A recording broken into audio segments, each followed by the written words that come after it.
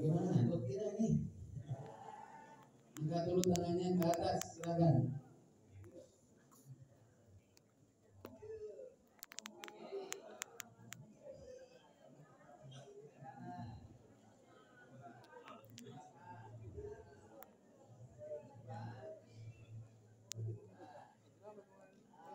Gimana? Agak seger ya?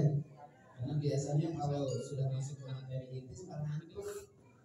Dan ngantuk ini rata-rata banyak yang tidak normal. Contoh ngantuk di waktu subuh itu tidak normal. Karena kan baru bangun, masa ngantuk lagi? Kalau belum tidur ngantuk itu wajar. Tapi kalau baru bangun ngantuk itu tidak wajar. Awal ngantuk di waktu pagi. Yang kedua, bapak-bapak kalau sholat naik mimbar kenapa ngantuk? Coba jumatannya. Dan itu hanya berlaku hari Jumat saja. Hari Senin, Selasa, Rabu nggak ngantuk. Maka ngantuk tertentu itu harus dilawan. Boleh jadi itu adalah was-was ya, was-was yang membuat kita ngantuknya itu nggak jelas, disebut kurang tidur baru bangun, disebut misalnya kurang konsentrasi, itu nggak apa. Ada beberapa ngantuk yang kita tidak boleh kalah, harus dilawan. Nah ini salah satu yang harus kita pahami dari sini agar nanti ibadahnya insya Allah sempurna. Wa kullu man bi ghairi ilmin amaluhu mardudun. Barang siapa yang beramal tanpa dengan ilmu, maka amaluhu mardudun. Amalnya itu tertolak dan tidak diterima.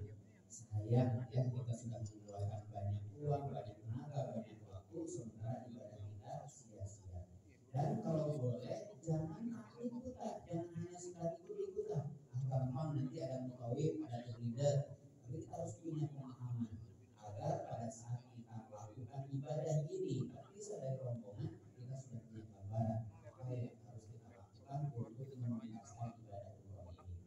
Baik, Bapak Ibu, kita lihat pengertian umroh adalah mengunjungi kota haram, Makkah al-Mukarramah untuk melaksanakan serangkaian proses ibadah yang tahapan dan caranya telah ditentukan, yaitu pertama ihram, tawaf, sa'i, dan diakhiri dengan tahallul serta dilakukan secara tertib, ikhlas dan mengharapkan ridho Allah. Jadi Madinah itu kita berziarah saja.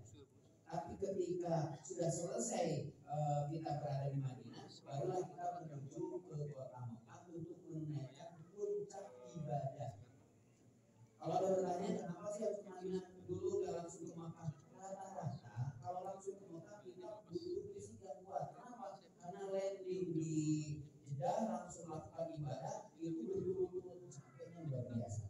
Maka rata-rata jamaah haji Indonesia itu dibawa dulu ke Madinah agar ada peregangan, persiapan mental spiritual, sehingga 2 hari sudah 3 hari di Madinah baru kita melakukan puncak ibadah umrohnya.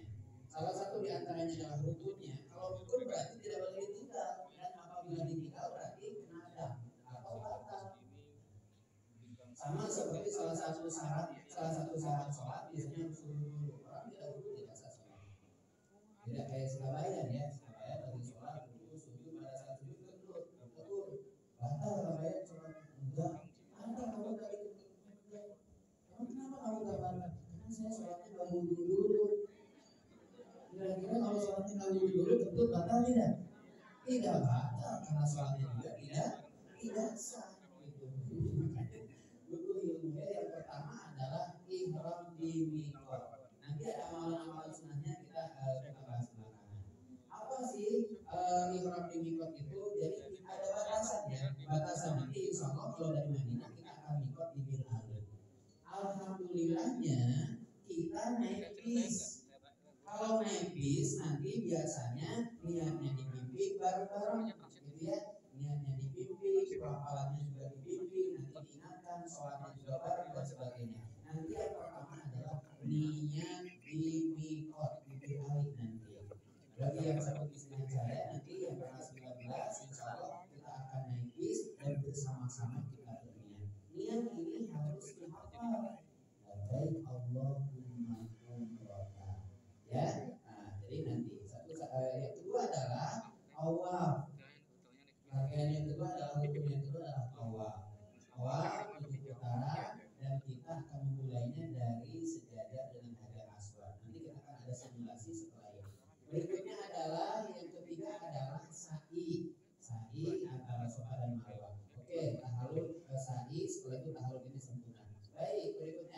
persiapan dulu nih nanti satu persatu ya. Tadi globalnya. Persiapan yang pertama sebelum berihram adalah mandi wajib. Mandi wajib seperti mandi junub atau mandi hadas besar.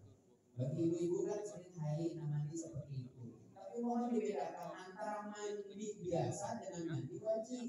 Kalau mandi wajib tidak boleh bercampur dengan sampo atau sabun, karena air yang tercampur dan berubah aroma, rasa dan warnanya itu bisa menjadikan sebab tidak sah mandinya. Kenapa? Rukun mandi itu cuma dua, pertama niat, yang kedua air, tidak boleh dicampur dengan sampo. Artinya bedakan nih, mandi wajib misalnya ibu habis haid, habis nifas, wiladah atau melahirkan atau menghilangkan hadas besar, mandinya adalah cukup dua hal saja, satu niat, yang kedua air, dan airnya tidak boleh tercampur dengan tadi ya, yang berubah warna, aroma dan rasa seperti sabun. Bagaimana Ustaz, saya nggak biasa kalau nggak pakai sabun, nggak biasa kalau nggak pakai sampo. Tuntaskan dulu mandi wajibnya. Setelah itu, setelah tuntas, mau mandi yang kedua menggunakan sampo dan sabun itu silakan. Tapi mandi wajib ini intinya adalah rukunnya juga, jangan sampai itu berubah airnya. Karena ada air suci, ada air yang mensucikan. Air suci seperti air yang bisa kita minum, air yang mensucikan seperti air yang bisa kita pakai mandi. Air yang suci tidak boleh berubah warna, aroma dan rasanya. Makanya itu spirit walaupun begini tidak bisa pakai mandi. Gitu ya. Anak kaya misalnya cebok pakai spirit gitu ya. Aku masih loh ya. Jadi itu tidak bisa mensucikan. Maka harus dibedakan mandi harian dengan mandi wajib. Ini adalah mandi wajib ya. Mandi sebagaimana seorang yang mandi junub, memakai wangi-wangian yang terbaik jika ada dan memakai pakaian ihram. Jadi begitu, setelah itu mencabut bulu-bulu dan mencukur kumis. Kenapa? Karena sesuatu yang disunahkan sebelum melakukan umroh akan jadi pembatal dan haram ketika sudah berniat. Saat kita sudah berniat nih, awal umroh atau ihram biha atau labbaik Allahumma umroh, ternyata kita iseng gitu ya, nyambutan bulu hidung. Kan ada iseng-iseng gitu ya. Kadang-kadang kita iseng mengambil apabila misalnya kita ada beberapa dari rambut kita misalnya jatuh, itu juga termasuk menjadi pembatal juga. Maka daripada nantinya jatuhnya menjadi sebab batalnya, maka lebih baik sunnah saja lakukan seperti itu pada saat kita belum berangkat menuju ke tempat mikot. Berarti ini posisinya di hotel. Ya, secara teknis sebelum melakukan sholat zuhur kita sudah mandi.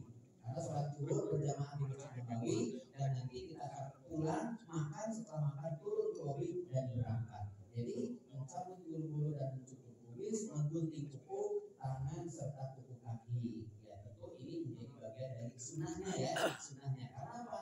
Karena segala sesuatu yang disunahkan sebelum umroh atau sebelum berniat akan menjadi pembatal ketika sudah berniat. Pada saat kita sudah berniat tidak boleh kita menggunting kuku. Pada saat kita sudah berniat tidak boleh kita misalnya mencabutkan bulu-bulu misalnya atau apa saja itu yang bisa menjadi batal. Maka sunnah sebelumnya kita melakukan aktivitas seperti ini. Biasanya kami nanti ada manasik kecil ya. Malam besok menuju ke Mekah, malamnya dikumpulkan lagi, ada pemantangan lagi. Jadi oleh karenanya ini yang pertama, ingat niat atau mikot di Ali kalau dari Madinah ya. Berikutnya ini pemakaian kain ihram untuk bapak nanti ya. Untuk bapak latihan dari sekarang. Karena apa? Karena banyak orang yang karena biasa pakai celana, tiba-tiba ini cuma 2 helai. Kadang-kadang suka ada keraguan, padahal menurut pengalaman saya tidak pernah ada jamaah yang injek gitu ya, lorong gitu. Tapi ya harus latihan dari sekarang menggunakan kain ini untuk bapak-bapak ya. Jadi penutup atas, terus lagi izar penutup bawah. Jadi ini harus digunakan dari sekarang. Nanti ada prakteknya ya, bapak-bapak bawa kain ihramnya. Ya nanti kita akan praktek menggunakan kain ihram. Dan tutorialnya sudah banyak di YouTube. Kalau anak muda ya, kalau itu udah susah di YouTube juga ya. Jadi oleh karenanya kita latihan di sini saja nanti pada saat praktek. Jadi yang kedua, pakaian sesuai syar'i untuk ibu. Sekarang itu ada larangan baru dari Mekah, dari Arab Saudi. Tidak boleh memasuki masjid itu dengan pakaian yang warna mencolok, letak itu tidak boleh. Biasanya India tuh ya yang mencolok kepada orang merah, merah gitu, kuning, mencolok. Nah sekarang itu ternyata ada larangan peraturan seperti itu. Jadi memang jangan menggunakan pakaian yang kira-kira bisa menjadi fitnah, ya terlalu ketat, terus lagi warnanya terlalu mencolok, terus tidak menggunakan penutup wajah dan tangan karena aurat perempuan itu adalah jami'u badani haman siwal wajhi wal kafaini. Jadi mungkin pada saat itu yang menggunakan cara bisa dibuka. Baik, yang pertama berihram, berniat dari miqat. Ya, ini niatnya. Labbaik Allahumma umratan. Saya akan baca ya. Mudah-mudahan ini hafal insyaallah. Labbaik Allahumma umratan. Labbaik Allahumma umratan. Nah, minimal niat ini harus hafal. Walaupun misalnya kita nanti ada pembimbing, tetap minimal kita harus hafal niat ini. Labbaik Allahumma umratan. Labbaik Allahumma umratan. Dihafal saja. Minimal yang ini juga. Labbaik Allahumma umratan. Berikutnya adalah hal-hal yang dilarang setelah berniat tadi. Ada beberapa sunnah di antaranya kita akan melakukan sholat di bid'ali. Ya, sholat sunnah. Biasanya kalau sholat sunnah di sana dan sholat sunnah tahiyatul masjid saja. Sholat sunnah tahiyatul masjid, sholat sunnah hajat atau sholat sunnah biasanya cuma 2 rakaat. Kita sholat sunnah tahiyatul masjid setelah itu baru kita berniat. Ada yang niatnya misalnya kolektif, baik, tapi tetap walaupun niat kolektif tetap harus tahu di mana menempatkan niat itu. Nah, setelah niat berarti kita sudah berihram, sudah ada dalam ibadah umroh. Ada larangan-larangan yang tidak boleh kita lakukan pada saat itu. Pertama adalah memotong kuku. Yang tadi disunahkan sekarang jadi tidak boleh. Berikutnya adalah tidak boleh bercakap kotor atau berkata wala rafas wala fusuqa wala jidal. Wala rafas itu apa? Kata-kata yang merepet-merepet agak berbau porno, berbau seksual. Ya, suami yang tadinya enggak romantis tiba-tiba jadi romantis. Hati kadang-kadang ini ya, yang memancing, bukan memancing emosi ya, bukan yang memancing syahwat. Maka wala rafas jorok kira-kira ya, yang agak jorok-jorok. Seperti apa Ustaz contohnya? Ini jorok gitu. Harus dicontohkan dia intinya yang jorok-jorok kira-kira ya.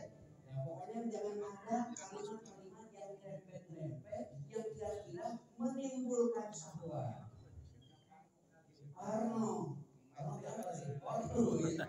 Orang apalagi ini yang berangkatnya suami istri. Pengalaman kami ujian terberat bagi suami istri adalah pasangannya. Ada aja diomongan Fasea ya. Nanti janjian itu berapa nggak ada marah-marah. Bukan indah ya. Maka siapkan dari sekarang apapun pemicu kemarahan kita harus sadar bahwa itu tidak datang secara tiba-tiba. Pasti ada upaya syaitan untuk menggagalkan kebaikan-kebaikan ibadah kita. Maka jaga gitu ya. Jangan mudah terpancing emosi kita. Jangan mudah marah. Kenapa? Karena wala fusuqa pasti menghina, merendahkan, ujuk-ujuk orang Afrika nih hidup. Nggak boleh ada orang Afrika itu nggak mau dan nggak minta kepada Allah supaya lahir dalam keadaan hidupnya. Apa hak kita menyebut begitu? Dan kita juga diciptakan dengan sawo busuk itu atau sawo matang gitu ya. Bukan permintaan Anda, bukan keinginan. Jangan ada yang fasik lagi-lagi menghina, merendahkan, mencaci. Itu lawan kami ya. Ketika ada seorang jamaah yang selalu ngeluh gini, Ustaz, saya di Madinah di negara Afrika agak bau, hidung. Oh gitu ya Bu ya. Nanti gini aja, begitu ada orang Afrika itu hindar. Itu selama di Madinah selalu saja dipenuhi oleh orang Afrika. Seorang didampingi oleh orang Afrika. Pokoknya semakin besar ya, semakin banyak orang Afrika. Ini yang disebut dengan the power negatif ini. Semakin negatif maka semakin ada. Maka hati-hati. Ini indahun itu lihabdi. Aku tergantung perasaan hambaku. Makanya ibu kalau bawa motor jatuh biasanya jatuh. Betul tidak? Macet. Biasanya macet. Kita punya hutang kepada tetangga, takut ketemu malas angkot. Nah itu namanya the power negative feeling. Artinya hati-hati ya, ucapan kita, perbuatan itu, bahkan hati kita ketika itu halnya buruk, maka itu akan menjadi ujian bagi kita. Khusus tidak boleh merendahkan, menghina atau apa saja. Pokoknya harus clear lah hati kita, harus walaupun saling hatinya betul-betul tidak tertarik untuk merendahkan orang lain, tidak tertarik untuk menghina. Kenapa? Hakikatnya Allah yang menciptakan. Ketika kita menghina fisik seseorang, maka tanpa kita sadari kita sedang menghina yang menciptakannya, Allah Subhanahu wa Ta'ala. Wala jidala, dan tidak boleh berbantah-bantahan, berantem gitu ya. Bapak itu nanti akan heran, nah, ada perbedaan yang mencolok. Di Madinah itu asal jarang teriak-teriak. Di Madinah itu asal tidak teriak-teriak, berbeda dengan di Mekah. Haji Arab, jangan kayak gitu di Madinah itu. Kalau ketemu, kenapa? Mereka menjaga suaranya supaya tidak terlalu tinggi. Kenapa? Larangan.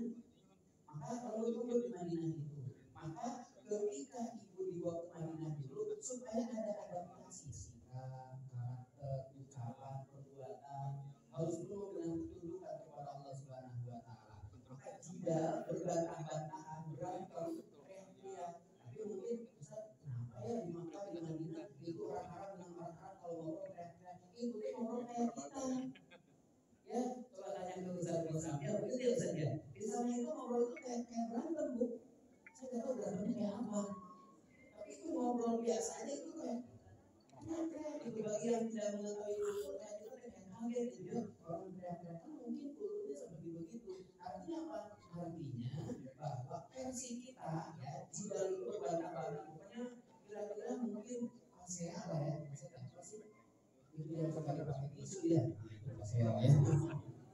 Baik, jadi terus lagi bercumbu dan tadi sudah ada ya. Kalau pasal kusuk kawalan tidak boleh berbantah-bantahan. Ini larangannya setelah kita berniat. Ustaz sebelum berniat boleh juga berantem? Nggak boleh itu ya.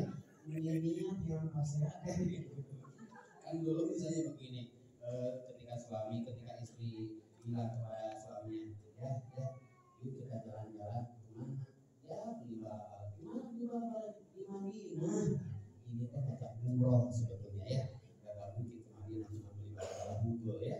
Nah jadi terus berburu binatang darat, berburu, insya Allah mungkin kalau sengaja berburu di sana hewan nggak mungkin, tapi ada makhluk-makhluk seperti mana? Nyamuk, kutu, tidak boleh dibunuh, gitu ya misalnya. Makanya kalau kita tapi di muka rata-rata di Madinah tidak ada nyamuk, Pak. Saya nggak tahu ya, jarang ada nyamuk, tapi ketika ada hal-hal seperti itu menjadi pembahasan. Terus yang berikutnya ini yang sering terjadi nih, memakai wewangian dipakai di badan atau di pakaian atau di badan, ini tidak boleh. Setelah berniat, kalau tadi pada saat mandi boleh pakai deodoran, boleh pakai wangi-wangian, maka setelah berniat tidak. Tapi Ustaz gimana ya kalau nanti baunya awet? Itu tidak begitu. Kalau baunya awet, maka para ulama menganjurkan jika khawatir menimbulkan keraguan kepada kita, lebih baik tinggalkan segala sesuatu yang meragukan. Itu tidak biasanya pakai deodoran, tiba-tiba ini kurang pede aja, takut sedikit keangkat bau gitu ya. Padahal itu kan perasaan kita aja. Jadi artinya setelah kita berniat, maka tidak boleh kita menggunakan wewangian, baik yang di badan maupun yang di pakaian kita. Makanya hati-hati yang membawa minyak wangi agar tidak tumpah. Dulu pernah saya punya ada jamaah yang nyimpan minyak wanginya, biasalah beli di Madinah banyak minyak wangi, disimpan di tasnya, itu kegencet, lalu pecah di dalam tasnya itu, merembet ke bajunya. Nanya, ini gimana ya sudah kena wangi? Itu biasanya nadam ya Ustaz ya, nadam karena dia sudah menjadi pembakar. Makanya salah satu di antara yang dilarang itu adalah menggunakan wewangian. Seperti apa? Ya wewangian langsung atau tidak langsung. Reskel wangi ya kira-kira. Wangi. Terus apa lagi misalnya yang dulu musim kopi itu apa? Hand sanitizer ya. Kalau yang wangi itu nggak perlu, intinya yang berbau wangi kecuali yang wanginya alami. Yang wangi alami itu bapak makan jeruknya kan wangi. Anda itu sudah alami, tidak dilarang ya. Jadi artinya ini setelah kita berniat. Terus berikutnya dilarang menikahkan saya di sini ada jawaban menikah di sana ya. Ada bapak kembali tidak marah insya Allah tidak boleh saat itu saat umroh saja. Berikutnya ini tempat-tempat mikot. Kita akan mikot, ibu ya. Ini ada beberapa tempat. Saya tidak sebutkan satu persatunya, tapi kita akan fokus di sini nih. Yang di Zulaifa ya. Nah, itu ada yang di bawah itu. Kita ini mungkin di antara tempat mikot yang paling besar, yang paling gede dan yang paling lengkap fasilitasnya. Kenapa? Karena jamaah itu paling banyak. Ya, ke tempat-tempat yang lain biasanya kita sudah city tour. Kalau city tournya misalnya di Batam ya misalnya, kalau city tour kita akan melakukan umroh yang kedua. Umroh yang kedua itu boleh ibu siapkan untuk raja. Nanti kami akan fasilitasi umrohnya 2 kali. Bagi yang mau lebih dari 2 kali silahkan berkoordinasi, kita bareng-bareng melakukan umroh menggunakan taksi. Boleh berempat, boleh bertiga, boleh berdua ya. Itu di luar yang 2 umroh itu. Kalau yang satu yang kedua kami fasilitasi menggunakan bis bareng-bareng. Yang mau umroh yang 2 kalinya kami fasilitasi insyaallah. Nah, terus berikutnya adalah ini setelah berniat tadinya apa masih ingat? Labbaik Allahumma umrata. Posisinya kita sudah berada di bis, maka tidak ada zikir yang paling utama setelah berniat kecuali zikir ini. Labbaik Allahumma labbaik, labbaik la syarika lak labbaik, innal hamda wa ni'mata laka wal mulk la syarika lak. Kita bareng sama-sama ya. Labbaik Allahumma labbaik,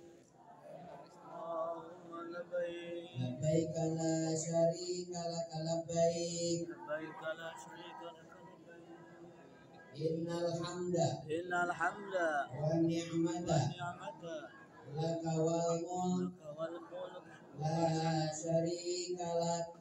Labbaik Allahumma labbaik, labbaik la syarika lak labbaik,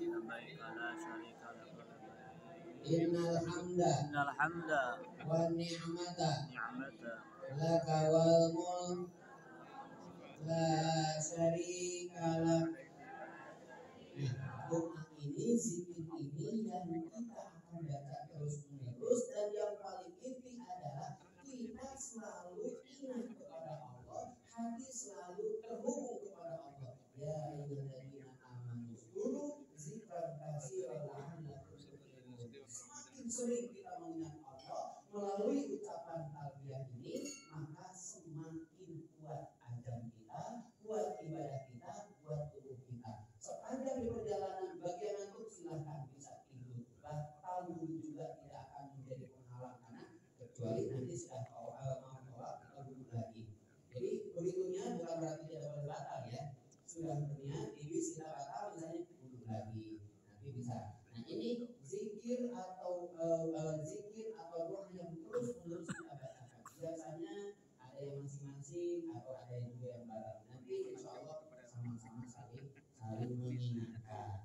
Nah, setelah niat zikirnya ini dan mudah-mudahan apa juga maknanya juga tidak ada salahnya kita memahami maknanya agar ada keterlibatan hati. Kenapa? Ngerti maknanya akan lebih baik dibanding dengan tidak mengerti.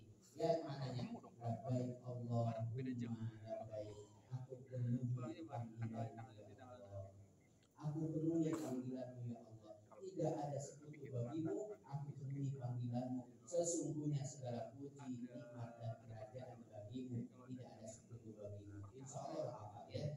Labbaik Allahumma labbaik, labbaik la syarika lak labbaik, innal hamda wa ni'mata wal mulka la syarika lak. Yang harus dihafal niat, yang kedua zikir ini ya. Mudah-mudahan lidah kita basah dengan zikrullah kepada Allah, ingat kepada Allah.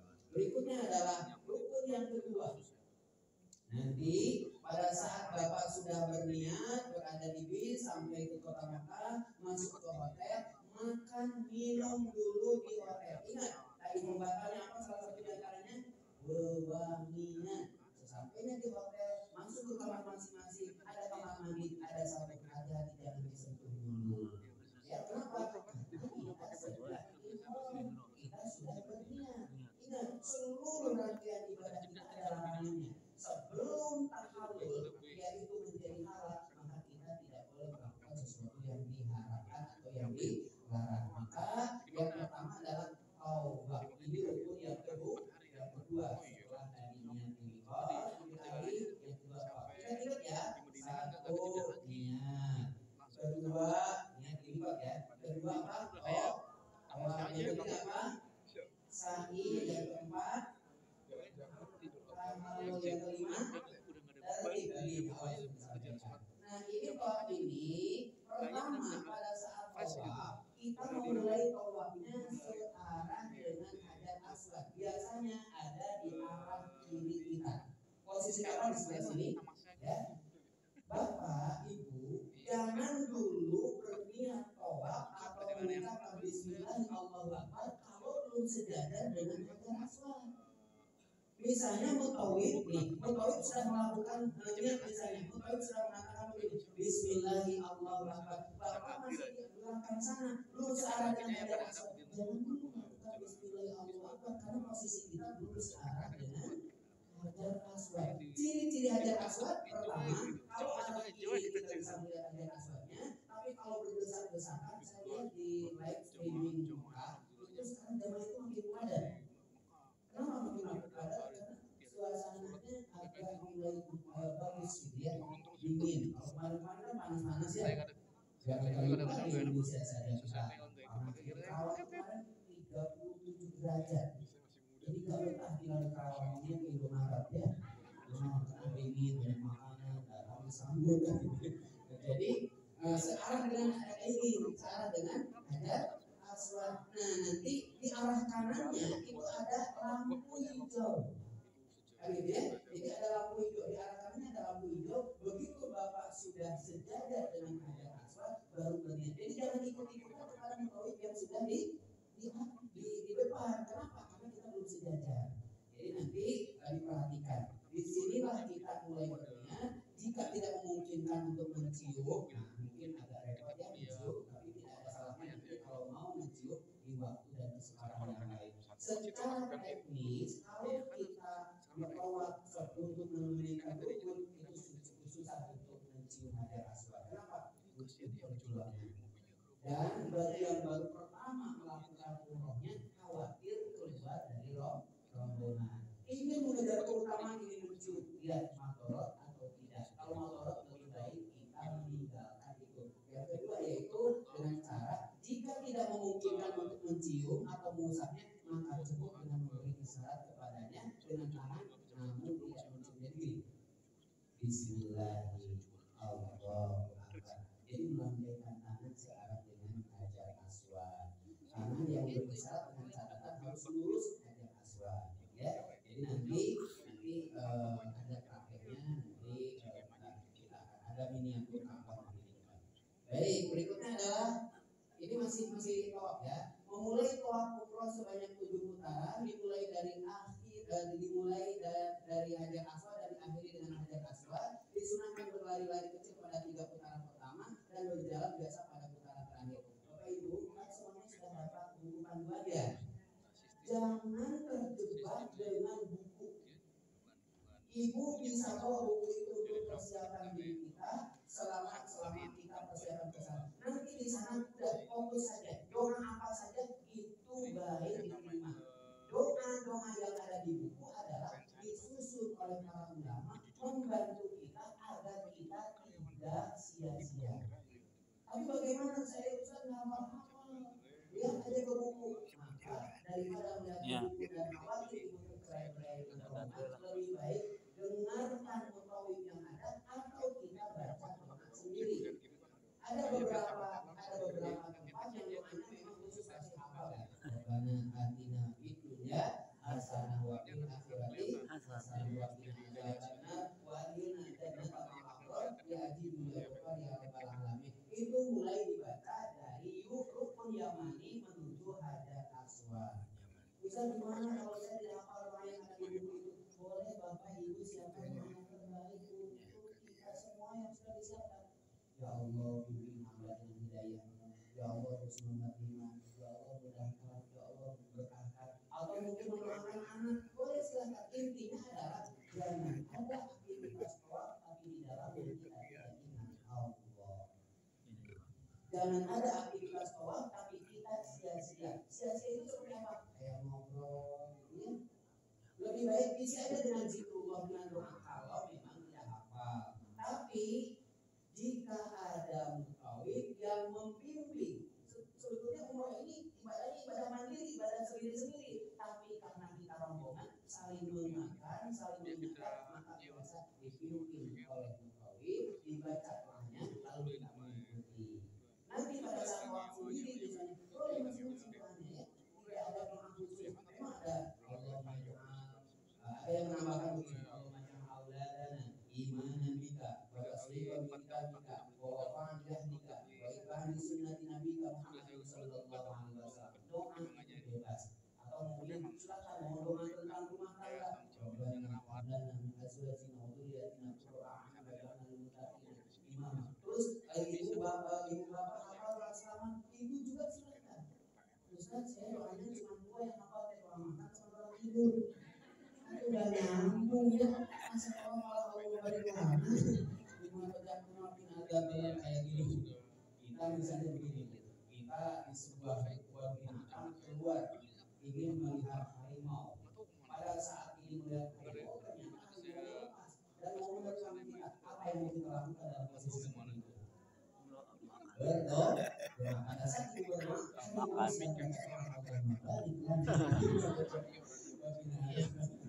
jadi kira-kira doa seperti Rasulullah boleh dibaca. Doa misalnya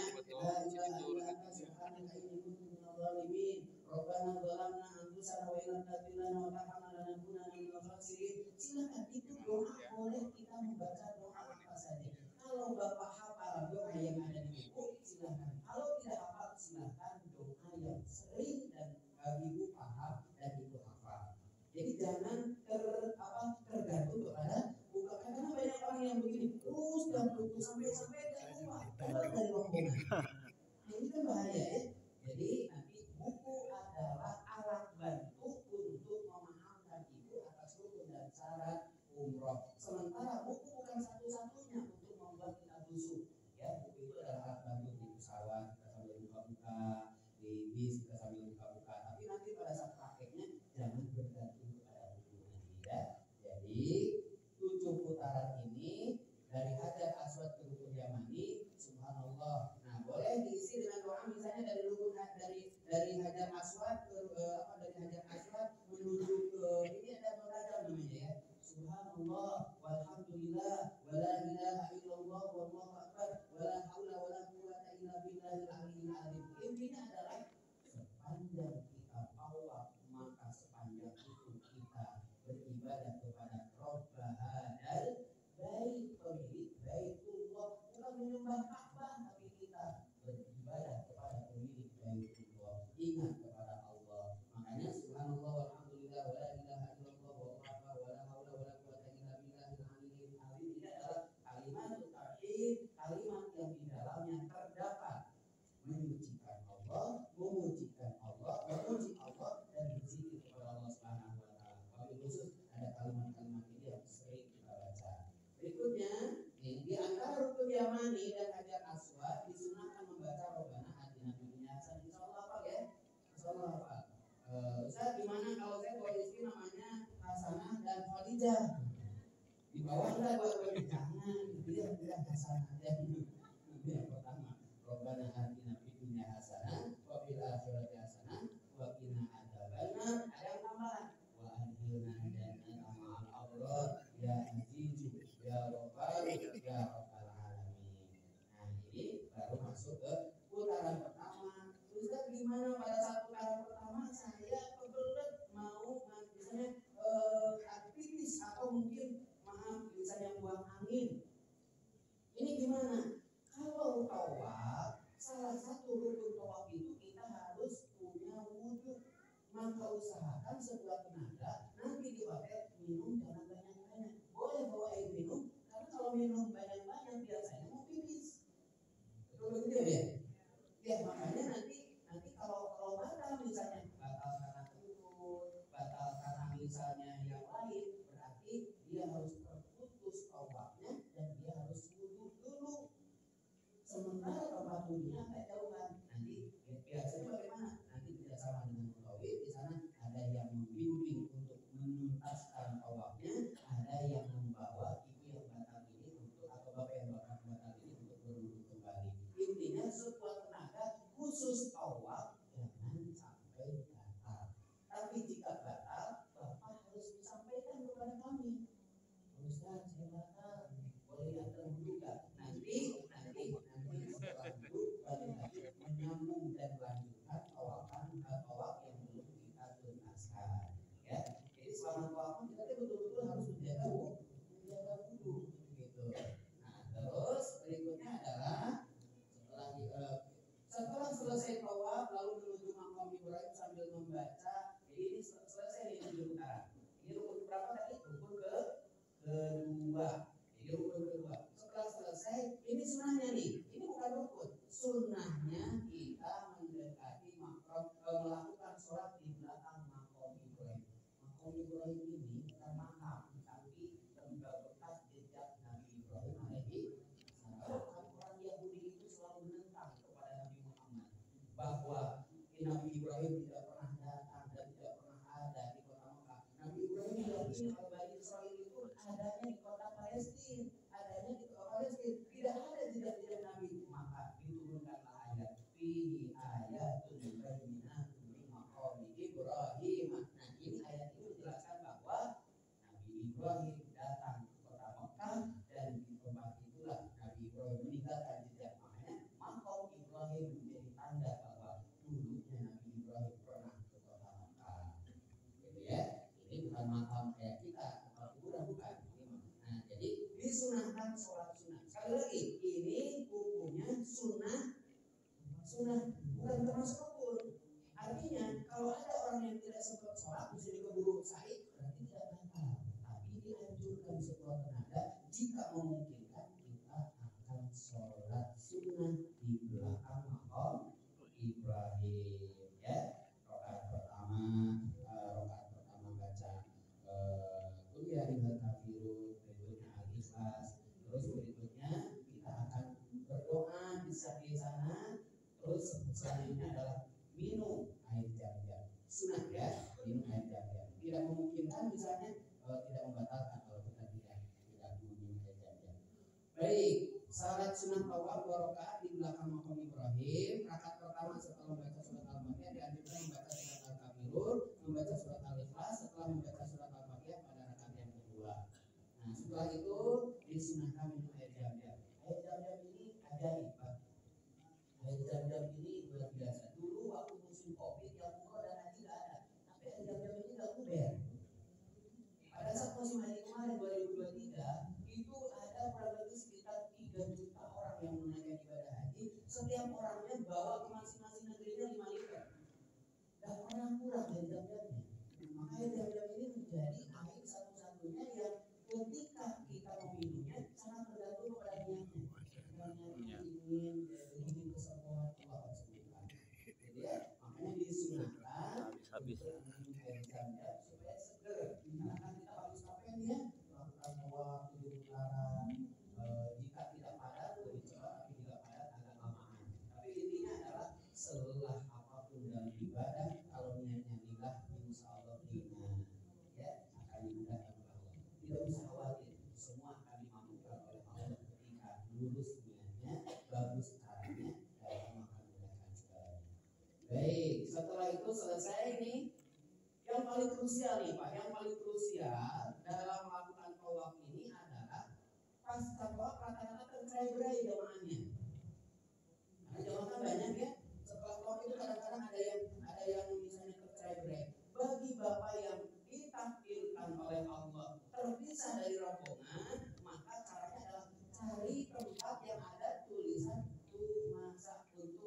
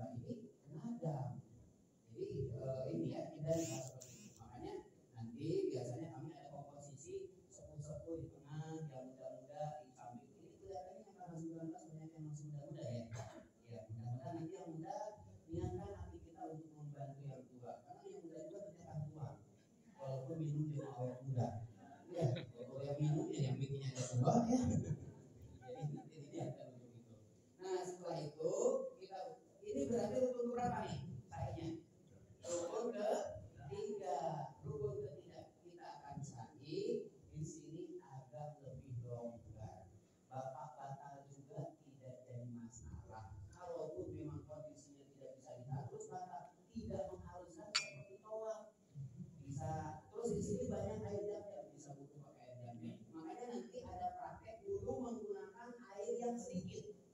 Ya, ada praktek dulu menggunakan air sedikit. Seperti misalnya satu botol kecil bisa berguna seperti itu. Indonesia ini negaranya negara subur, Pak. Air banyak. Untuk tumbuh di mana-mana ada. Jadi air banyak beda dengan di sana. Makanya harus terlatih dengan wudhu di mana kadar airnya sedikit. Nanti ada latihannya ya. Nanti aja pas kita ada keberangkatan karena teknik ini sangat mudah. Baik, berikutnya adalah kita melakukan rukun yang ketiga yaitu sa'i antara sofa. Nah, sofa marwah 1, marwah sofa 2. Begitu jadi 1, 2, 3, 4, 5, 6. Nanti keluarnya di marwah, tidak lagi ke safa. Nah ini menaiki bukit safa lalu menghadap ke arah Ka'bah hingga melihatnya dan membaca kalimat tauhid. La ilaha illallah wahdahu la syarikalah lahul mulku wa lahul hamdu wa huwa ala kulli syai'in qadir. La ilaha illallah wahdahu anjaza wa'dahu wa nasara 'abdahu wa hazama ahzaba wahdahu. Biasanya dipimpin juga. Ya, jadi intinya jangan jangan parno pikirannya. Aduh, saya enggak kebayang gimana ya. Pokoknya hayati, nikmati. Jangan dibikin horor ya. Nikmatin saja insya Allah. Tidak seperti yang dibayangkan dan dipikirkan seperti cerita-cerita yang ada di Indosiar. Wah, ngeri kan? Ada bagi orang yang mobil misalnya nggak ada lagi makanan film ya. Pokoknya nyantai ibadahnya dan kita yang paling utama adalah kita liqa Rabbihi, ingin bertemu dengan Allah melalui amal saleh kita. Faman kana yarju liqa Rabbihi falyamal amalan shalihan. Jadi setelah itu berniat. Nah ini gambarannya lihat. Di sini khusus agak lari-lari kecil yang ada lampu hijaunya ya. Berpikir, warham. Nah di sini nanti ya biasa kita akan bersama-sama lari-lari kecil membaca doa berpikir warham waktu watakar. Nah nanti disunahkan berjalan lebih cepat di antara dua tanda lampu hijau ini, lalu berjalan biasa menuju Marwah dan menaiki dilakukan juga saat perjalanan dari Marwah ke Safa. Nanti ada mungkin sedikit baca doa. Inna Safa wal Marwata min sya'airillah, biasanya bareng-bareng juga. Intinya gimana nih kalau dari Safa ke Marwah, dari Marwah ke Safa sampai 7 kali Safa Marwah. Saya tidak membaca doa sama sekali, apakah batal tidak umurnya? Tidak, hanya saja bergunawan atau kali itu ya capek-capek baca doa apa gitu ya. Allahumma in'ali fi qalbi nuran wa fi lisani nuran wa fi basari nuran wa fi sam'i nuran bi rahmatika ya arhamar rahimin, atau la ilaha illallah Allahu akbar istighfar salat. Silakan, intinya adalah zikir kepada Allah ya. Jadi walaupun sebetulnya ibu tidak baca doa apa-apa, umrohnya insya Allah sah. Walaupun tidak baca apa-apa, tapi sayang kita jauh-jauh sana. Apalagi kalau saya ini tidak dilakukan di luar tanah suci. Sama sekali kawan. Bu, sholat bisa dilakukan di sini, puasa bisa kita lakukan di sini, tapi tawaf tidak bisa dilakukan di sini. Hanya di tanah suci. Sa'i tidak bisa dilakukan di sini, hanya di Mekah. Karena maksimalkan untuk melakukan ibadah ini. Makanya yang ketiga sa'i. Keempat nih, ketika sa'i tidak ada zikir-zikir tertentu, maka boleh berzikir, berdoa atau membaca bacaan-bacaan yang dikehendaki. Ada yang selalu baca Quran, tadarusan, ada. Misalnya tadarusan gitu ya. Bapak biasa kan di masjid di sini baca surat Yasin kan gitu ya. Terus lagi biasa, aduh enggak sih kepanjangan Ustaz, mau baca surat yang sering ingat ketika takut, ayat kursi. Kan biasanya kalau ada juri ingat ayat kursi. Kita mau kadang-kadang aneh sama Allah deh. Kalau jarang ingat ke juri baru ingat Yasin. Baru ingat gitu. Jadi bisa boleh lah sambil tadarusan. Al-Fatihah 1. Bahkan ada jamaah saya yang pernah menargetkan sepanjang perjalanan umrohnya dia punya target ingin hafal Quran 30 juz. Awalnya dipandang mustahil, tapi ternyata begitu sampai ke Jeddah mau terbang ke Indonesia, dia menghafalkan juz terakhirnya yang ke-30 juz. Bukan juz 30.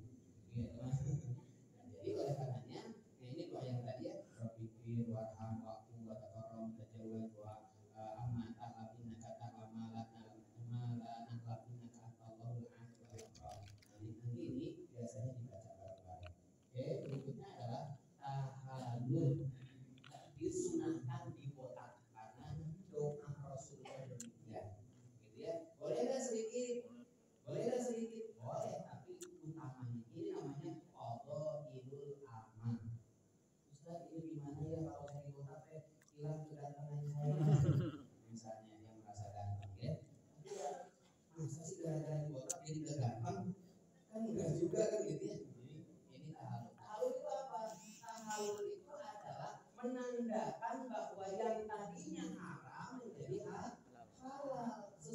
yang dilarang pada saat tadi sudah waktu kita sudah berniat, maka sudah halal, maka sudah boleh bercumbu lagi, boleh bercanda lagi, tapi bukan boleh berbantah-bantahan ya. Ini berarti larangan ini menjadi tidak berlaku ketika kita sudah tahalul.